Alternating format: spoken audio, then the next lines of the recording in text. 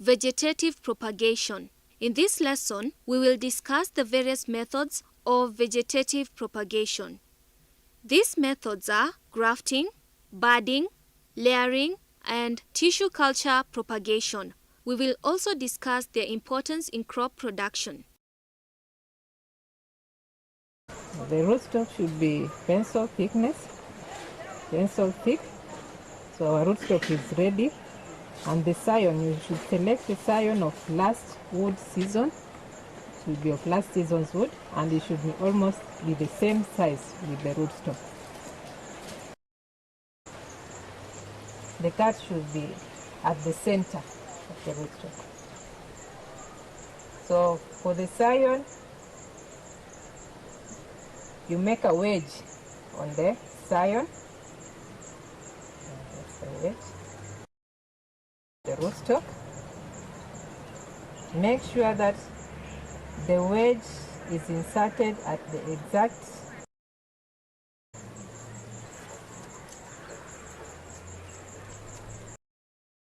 the wound. Take another tape.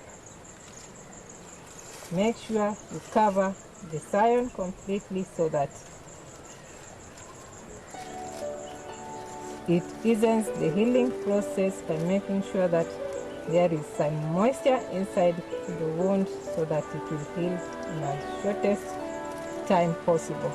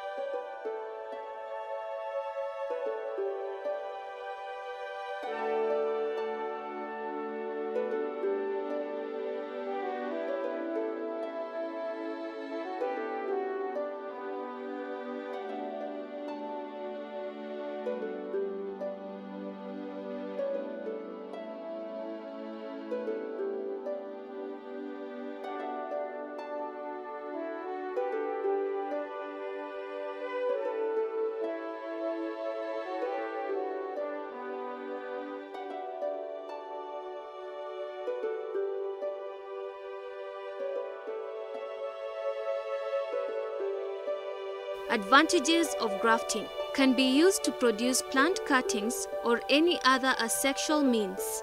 It makes plants to benefit from good quality rootstocks. Can be used to repair damaged plants, thus restoring them back to productivity, and hastens the growth of seedlings from the graft. Methods of grafting. Whip or tongue grafting, used when the diameter of the two plants are of the same size or pencil thick. A slanting cut is made using a sharp sterilized knife on the scion and the rootstock.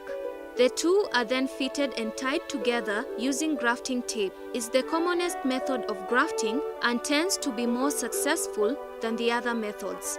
Side grafting. The method is practiced when the rootstock is of a larger diameter than scion. The scion is inserted onto a cut made on the side of the rootstock. Cleft grafting. This method requires good cambial contact to be successful. A V-shaped split is made in the middle of the rootstock using a grafting knife. The scion is inserted in the split, ensuring that the cambial tissue is in proper contact. The graft